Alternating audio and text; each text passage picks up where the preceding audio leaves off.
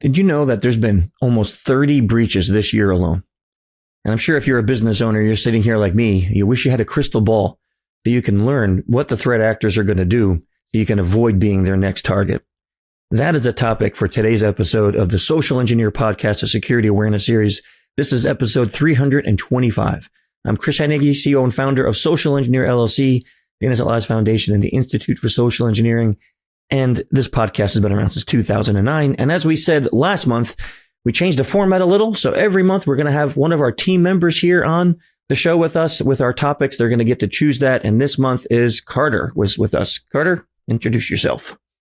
Howdy. I'm Carter Zupancich. And for the past 2 years, I've worked with a great team here to uncover human-based vulnerabilities and use those vulnerabilities found to go ahead and improve our client security posture and lead to, of course, threat mitigation. So as a human risk analyst here at Social Engineer, I spend most of my days emulating the adversary, whether that be vishing, phishing, smishing, or other targeted social engineering engagements. And from time to time, I get to join Chris or others on the team to sweet talk our way into a building or sneak in at night.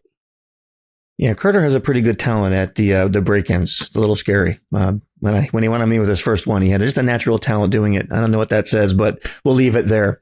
As always, these episodes are sponsored by our company, Social Engineer. So if you go to social-engineer.com, you can check out some of the services that we'll be even mentioning today. One of them being Callback Phishing. What is that? Well, in the real world, threat actors have been sending phishing emails to your company and offering tech support. The number that your employees will call, though, of course, does not go to your support system. It goes to theirs. And then they use that trust to basically gain information or access to your network. Well, we've simulated this. We call it Callback Phishing, and it's a service you can go check out at social-engineer.com. If you're interested in Social Engineering, we want you to join the Slack channel. So the link is in the show notes. And if not, you can hit up Carter or I and we can get it for you. There's activity in there every day, people talking about all aspects of SE. There's even a job board. So if you're looking for career advice, come on in and you can ask. It's a family-friendly and legal place to discuss these things. Also, I want to take a moment to invite you to go to innocentlivesfoundation.org. Our nonprofit there has been around for 8 years. We're over at 585 cases at this point in helping law enforcement to geolocate and track people who traffic children and create child abuse material. And we need your help. We need some donations to keep the mission going. So if this is a mission that sounds something close to your heart that you can support, then go to innocentlivesfoundation.org and help us out by donating. If you're a parent or a caregiver, we have a lot of information on there that can help you. And last but not least, we're huge fans of the band Clutch. As you know here, we force everyone in the company to love them. No, we don't. It's just natural to love them because they're awesome. And they allow us to use this music for the podcast. So if you like the music, go to clutchmerch.com, give them some love and give them a shout out because as you might know, Neil, the lead singer, helped me start ILF 8 years ago. So he is a very dear friend and we love their music. If you like this episode, give us a thumbs up or a like. And if you have any topics you want us to cover, put them in the comments on the YouTube channel because we do read all those, we answer all those, and we will come back to you with an episode about what you would like to hear. Okay, Carter, let's talk about our topic today. What is it that you chose to have as our topic of conversation? Yeah, so you mentioned callback phishing here, which we'll get to in a moment. But the biggest thing we're looking at today is kind of the most prevalent TTPs or tools, tactics, and procedures that we've been seeing out in the wild, whether that be all the way back to 2022, 2023 with your MGM Caesars, attacks that most are familiar with that initiated via a help desk vishing call, and kind of zooming up a little bit and looking at some of the more recent breaches and initial breaches, I should say, that have occurred from that. So as we know, most of these happen from a simple phone call. So that's what we're talking about today. Yeah, I think in the Verizon report, if I get this stat wrong, correct me, but I think it said that somewhere like 86% of all the breaches we see have social engineering as their initial launch point. Correct. Yes. Something up in that range. And another stat that stood out to me even more recently is within CrowdStrike's global threat report for 2025, which showed it throughout 2024, we saw an increase of 442% for vishing related attacks. And that number stood out to me like crazy. And to your point too, the DBIR also pointed out somewhere in the 70 to 80% range. And is that stat from CrowdStrike, was that just over the last year? That was their 2025 report. So that reflected on the whole year of 2024. They saw that increase. Yeah, I mean, I think what we're seeing here, at least what I'm noticing, is a lot since AI has gotten so advanced. I mean, we found a group out of the country of Georgia that was using an AI tool to take away their accents.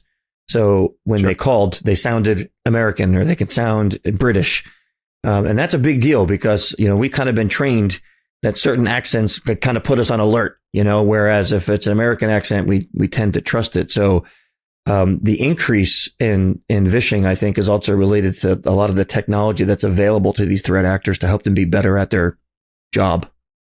Exactly. And I mean, even in 2023, we saw NSA, FBI, CISA were all warning about these synthetic voice, synthetic video attack vectors. And I'm not sure about you recently, but if you've received any calls, even some of my friends have received some calls that definitely sound that scammy or malicious nature, but they sound Canadian, they sound American, et cetera.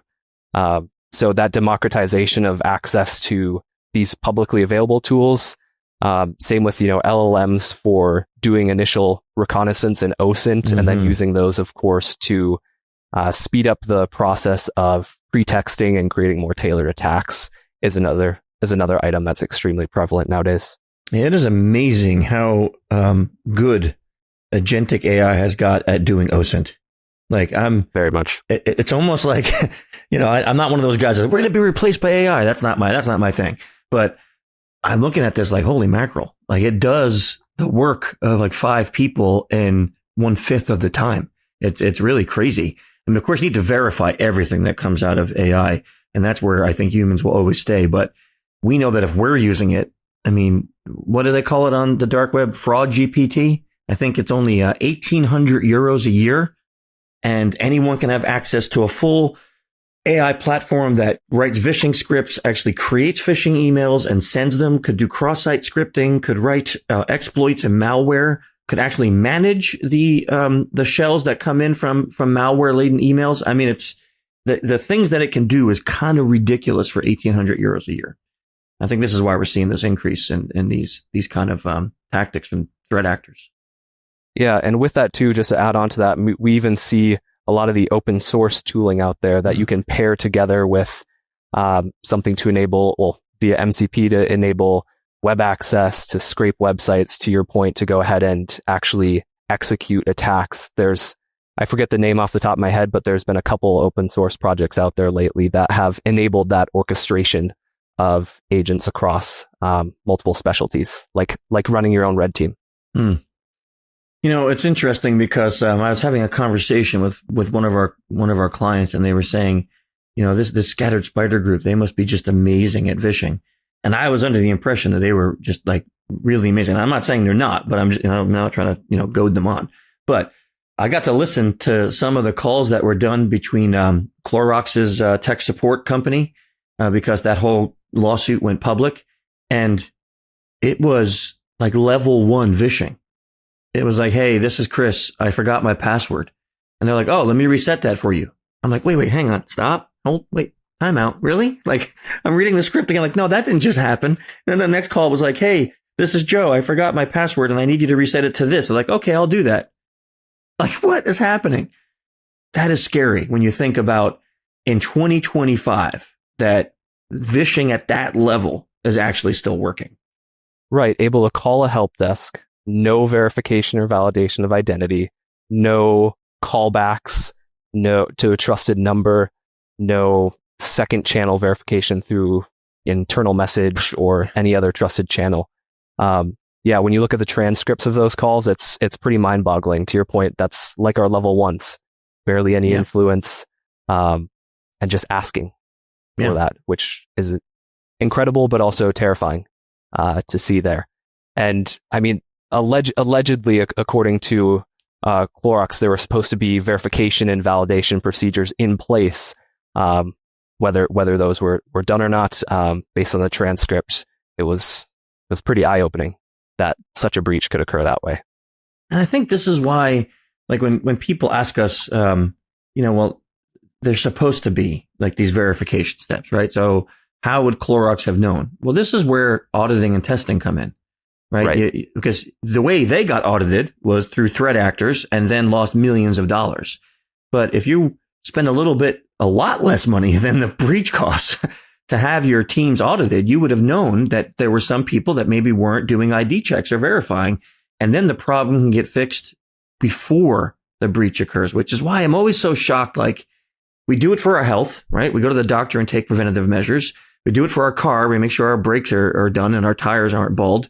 We do it for our house to make sure that if a storm's coming, that we're ready. But now we have this billion-dollar company and we're like, no, we're just going to take our chances here. We don't really want to do the work. It's a little shocking to me when I hear things like that. It is, because it goes back to, what we always talk about here, which is, while training is effective, none of it can be tuned, tailored, modified, or had holes poked into it without having that testing along with it. So that goes back to what we discussed about call spoofing still being prevalent in the US. And that goes back to actually validating and calling back a trusted number on file, some sort of second form of authentication. And another thing, Chris, that I think we've seen too in our testing is even some sort of logging or ticketing, no matter what is going on with the call, so that there's a log of, okay, this person, allegedly this person has called in 3 or 4 times and reset their password, or they've, any other suspicious activity as well, to go ahead and flag on that, which goes back to the reporting factor as well. That would stop us a lot of the time, right? Correct. If we're using the same target over and over to reset a password, and the next guy who went in there went, but you just did this 10 minutes ago, right? They'd be like, oops, I forgot it again, right? that would really put a damper on our style, which is kind of like, it's interesting. I know in the beginning we talk about callback phishing, and we can talk about that not only as a service, but I think we should talk about that as a threat actor tactic, right? Because it's I can remember the days in this industry when you were able to spoof a domain, right? Now you really can't, right? DKIM, SPF, all these things have kind of stopped it. So what do the threat actors do? They start buying domains. So now it is legitimate, right? Buying real certs. So they are HTTPS, right? So it's a whole nother level of looking at that. So now when the email comes out, it looks as legit as possible. And a company, think about this, a company like Clorox, if you're going to get an email from a tech support group that doesn't have Clorox.com, it's going to have the company's website. So that means it's a whole nother layer of the needing to be tested, because those emails come in. And I know just from us doing it with our clients, when someone falls for that level, that's first step. Oh no, tech support needs me to call. At least you can correct me because you do way more, but is it almost always that they then just continue to fall for it? Like, do we get shut down after they've called in? Typically not, actually. So if we look at numbers and just compare them to like our State of Vishing 2025 report, which showed human-to-human vishing, so when we're almost like cold calling into individuals or help desk agents, etc., we're seeing a compromise rate of somewhere around 31 to 31.1% within that data set. And just based on our initial numbers within some of our client campaigns on the callback phishing side, we're seeing upwards of 92, 93% compromise when individuals are calling in, because they've already taken that initial step of quote unquote falling for the fish, and they're trying to figure out what is going on, what the ticket might be about, whatever the initial pretext is. But ticketing is something that we've seen a lot of success in as well. And when you're calling in like that, you're expecting to verify yourself to the malicious individual or us that are simulating the attack. You think about the principles of why this works, right? I mean, Cialdini talks about consistency and commitment. So exactly. Once we've committed to a decision, our brains really, really love consistency. So if that person looks at that email and says, this is real, and now they call in, they don't want to step back and go, wait, I was wrong.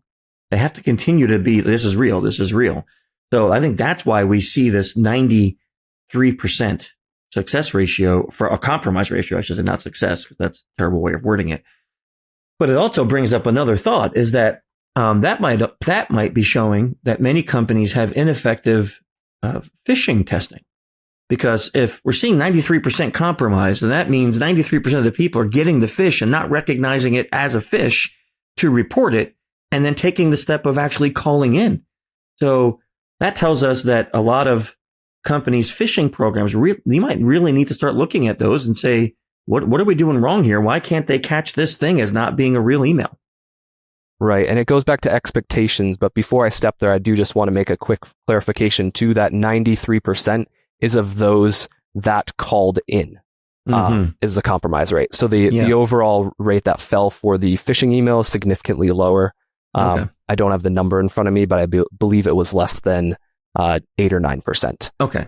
In total. Okay, that's good. That's a good clarification. But the expectations part is important to your point, is how are we expected to receive our tickets? How are we expected to reach out to our support, our tech, our IT help, whatever it may be?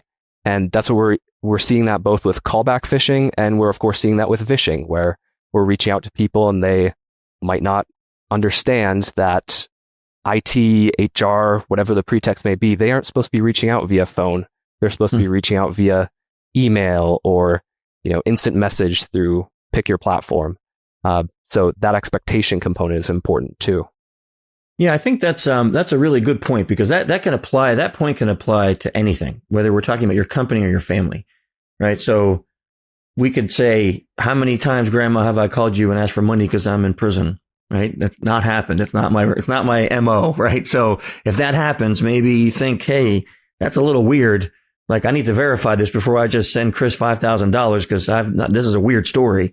I'm gonna call his wife and find out if he was really in Mexico over the weekend, right? So right, second factor, exactly. Yeah, second factor, right? Because the verifying part is again, whether we're talking about your family or your company, I think it's one of the really biggest pieces that we don't see happening, right? So let's talk about some of these controls on hardening help desk, or anyone really that it can be a victim of vishing. Yeah, so we'll touch on a couple of them, and then I have a story that I want to just use to illustrate some of the ineffectiveness of just piecing some of these together and not doing kind of the whole set of guidelines and principles. So we've already talked about clear expectations. So making it clear from hiring or from whenever the process changes that Chris, support is only going to reach out via an internal domain, so via email. They're only going to reach out this way. They're never going to call you. And let's touch on that just a little more, because I think this is a really important point, this expectations. I can't tell you how many times I've seen, even in some of our clients or past clients, expectations like this. Don't click on malicious links. True. Specificity is important. Yes. My question is, what is a malicious link? How are you telling your people to identify a malicious link? Report fishy phone calls. What's a fishy phone call? Yeah. Right. So if you're telling someone who doesn't know anything, maybe you've never even heard the term vishing, and now you're telling them to report, and this is a customer service rep. So they're constantly getting people who are yelling at them or mad at them, or, don't know anything, and they're upset. But now you're saying report this. Well, I think to your point about giving the expectations, they need to be specific expectations, like what you're saying. HR will never call you and ask for your social security number without a verification. So if that happens, report that call, right? Right. I think that is like such an important piece of this initial puzzle, because, and having it more than just once a year, like something on their desktop, point there. Right? Yeah. Yeah. You tell me something now, and then you ask me in, I don't know, I was going to say 3 months, but how about a couple hours? I'm probably not going to remember it, right? Now, if you give me a long list of rules, and let's say you are specific, let's say you actually got specific, and you say, okay, if this happens, don't do it. If this happens, you can get as specific as you want. But if you expect that person to remember all that when they're now doing their job, that expectation on your part is really unfair. Too much cognitive load. Yeah. And on the side of like help desk agents too, what we've seen effective with our own clients is, let's just say this is a customer facing help desk for insert whatever activity here. If you, maybe even to simplify it further, we've seen if you say, hey, only customers that have a legitimate, we'll say, number or whatever it may be, account number, case number, etc., are calling this line, no one else. And that keeps it very simple, where instead of having to identify what's suspicious and what's not suspicious, you just say, hey, someone claiming to be from IT, HR, whatever the pretext is, no, they're not a customer. They don't have a valid account number. We just don't do that. And some of that keeps it very quick and efficient. And I know myself, along with the team, has seen that be very effective, especially for help desks that are customer facing. And they'll just immediately shut us down because they're like, you're not a customer. Sorry. And what I like too is we have a customer that has their call center to reset a password. You need XYZ. So let's not say what it is, but you need these data points. Yes. But they can't see the next data point. So you can't even elicit it out of them. It only tells them if it's right or wrong when you give them an answer. So let's say it's dog's name and I say Fluffy and they type Fluffy, like, no, that's not right. And they can't see the right answer. And I'm like, that is genius, because people want to help. I mean, I know there's one phone call. The guy's like, I'm really sorry. I don't know what, that's not the right answer. I don't know what to do. I can't see it. They want to help. So we don't want to make a customer service agent rude. And the person wants to help, but if you disable them from being able to give the information out, now it doesn't matter how good the hacker is or the threat actor, they're not going to be able to get the info. I think that's a really great way of handling that. Yeah, and there's some, we won't name like specific softwares, but there's some great tools out there as well that do this exact thing that I believe that specific client was using, where they cannot proceed, they cannot reset the passwords or move laterally and start to jump to different accounts, like we saw with that Clorox and Cognizant story there, which actually initially happened too in 2023, and this is just now the lawsuit happening and being resurfaced here. So Yikes. It is extremely prevalent even now. But with that, aside from expectations and setting those very clearly to be specific, also another thing that we've seen effective is arming them with the exact language to use, so they don't feel like they have to make up something on the fly. They just have a short line like, I'd be happy to help you if you contact me through the approved channel, and not even giving any specifics, just, this isn't the approved channel. I'd be happy to help if you went through there, and just giving them language. I think that is a really, really good tip, giving that out, because I think a lot of times when you have this customer service, their job is to help. Now they can't help, and they might not know what to do, what to say. By giving them a nice little script, that really could put them at ease. And I think what it also does, something I always talk about, is a lot of times we find employees don't feel empowered to take the right action. Exactly. The right action might be turning a customer down, right? It might be saying no to someone of an authority in the company. So you need to empower them to have the language to be able to say, this is not the way we do this in this company. So no, I'm sorry, we're not going to go this route, right? Like, we know here, you're never going to get a message from me on Telegram asking you to buy gift cards, right? So if you get that, verify it, which that comes up to another point. How do we tell, like, what should be our advice on verification? Sure. So there's a couple ways to go about this, and depending on the sensitivity, I'd say that can change things. But what we've seen here is, number one is just secondary validation through some sort of trusted channel. So like we've already said, someone calls in, they claim to be Josh, whoever, calling in to reset their account password, to reset MFA because they got a new phone, something like that. Number one is having that initial callback, because even if it looks like it's Josh calling on the phone here, it may be a spoof number. And if you call back to that legitimate line, that's how, number one, we can thwart that one vector. And then the second point, of course, like you said earlier about grandma received a call from Chris talking and asking for money or something like that, reaching out to a second trusted party through a trusted channel to say, hey, is this legit? So that might be a supervisor, that might be a direct manager, and loop in another trusted party into the conversation to make sure that more than just one individual is knowing about this specific reset, MFA reset, whatever it may be. This comes back to the empowerment point again, because these steps are going to, let's say it's a real customer, let's say it's not a threat actor, and they really don't remember the information that they need in order to do the task. You're now elongating that phone call for a real customer, and you're keeping the customer rep on the phone for longer for one call, which all of that affects ROI. But there's a big but.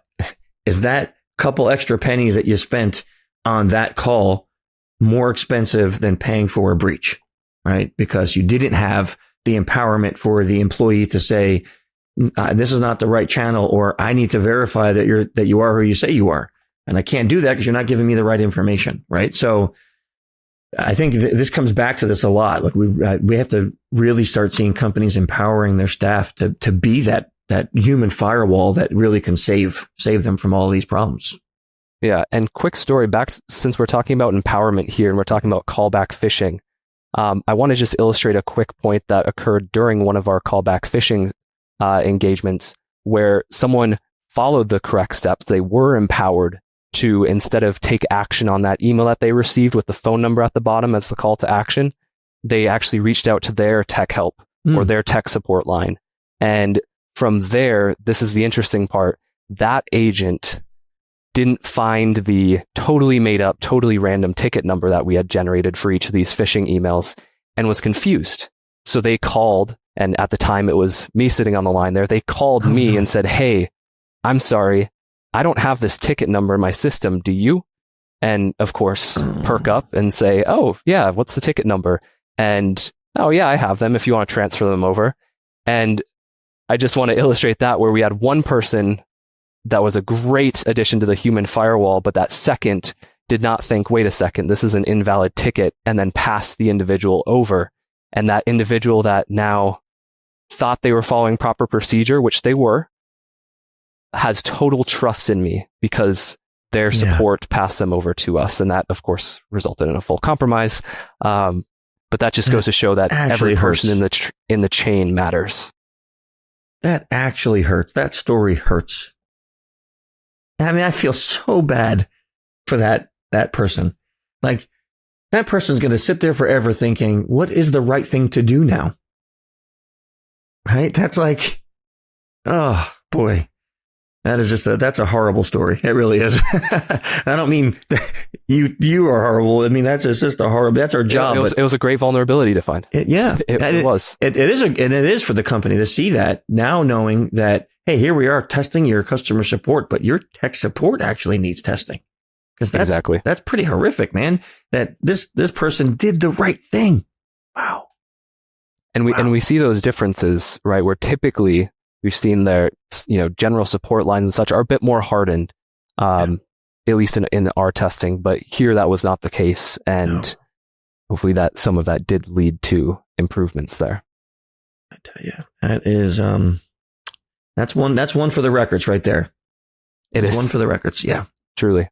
So I think if we kind of wrap it up, we're talking about empowering your people, right? Giving your people a form of how they can verify trusted callers that is not, just looking at the caller ID because that could be spoofed.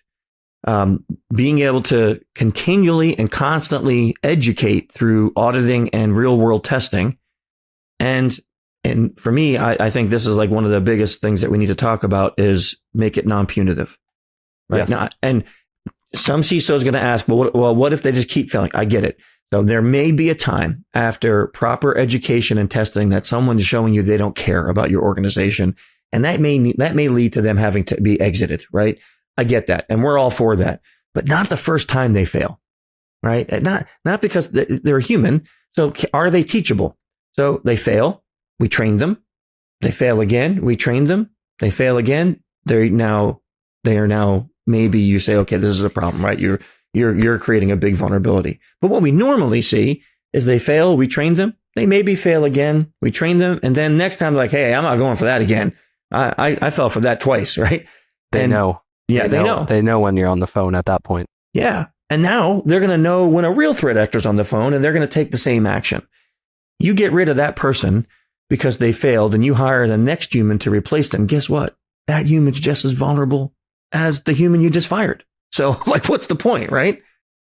So I think making our employees the strongest asset, I like that at this company. We talk about that, right? 'Cause we've all heard those phrases like humans are the weakest link. And I think we can kind of turn that and say, like, humans can be your strongest asset, but it's really up to you as a company owner.